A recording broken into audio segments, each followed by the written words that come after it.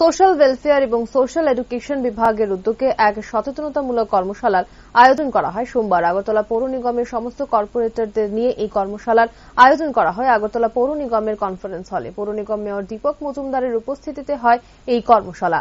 সরকার কর্তৃক গৃহীত বিভিন্ন প্রকল্প বাস্তবায়নে কিভাবে যথাযথ ভূমিকা নেওয়া যায় সেই বিষয়গুলো আলোচনা করা হয় এই কর্মশালায়। সংবাদ মাধ্যমের সামনে এদিনের কর্মশালা সম্পর্কে বক্তব্য রাখতে গিয়ে আগরতলা পৌর নিগমের মেয়র দীপক মজুমদার জানান, শিশু ও মহিলাদের আর্থ ও সামাজিক পরিকাঠামো উন্নত করে তুলতে সরকার বিভিন্ন প্রকল্প বাস্তবায়ন করেছে। প্রকল্পগুলো যথাযথভাবে বাস্তবায়ন করতে পৌর নিগমের সদস্যদের নিয়ে এই আলোচনা সভা। আগরতলা পৌর নিগম সরকারের প্রত্যেকটি জনমুখী প্রকল্প সঠিকভাবে বাস্তবায়ন করার লক্ষ্যে দৃঢ় প্রতিজ্ঞাবদ্ধ বলেও অভিমত ব্যক্ত করেন তিনি। Social welfare and social education department থেকে একটা সভা আহ্বান করা হয়েছে, অ্যাওয়ারনেস প্রোগ্রাম।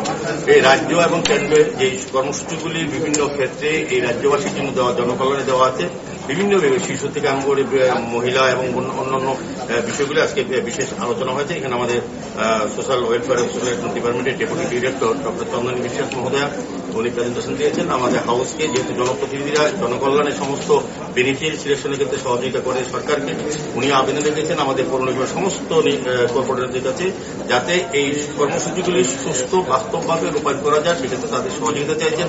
আমরা আগরতলা পৌর নিগমের পক্ষ থেকে আগরতলা রাজ্য সরকারের যে এই কর্মসূচি, অ্যাওয়ারনেস প্রোগ্রাম এবং বিভিন্ন কর্মসূচির বিষয়ে, বিভিন্ন স্কিমের বিষয়ে এবং ওয়ার্ডগতভাবে সেগুলি যাতে আমরা দায়িত্ব নিয়ে কাজ করতে পারি, সরকারের পাশে আমরা সরকারকে সহযোগিতা করব।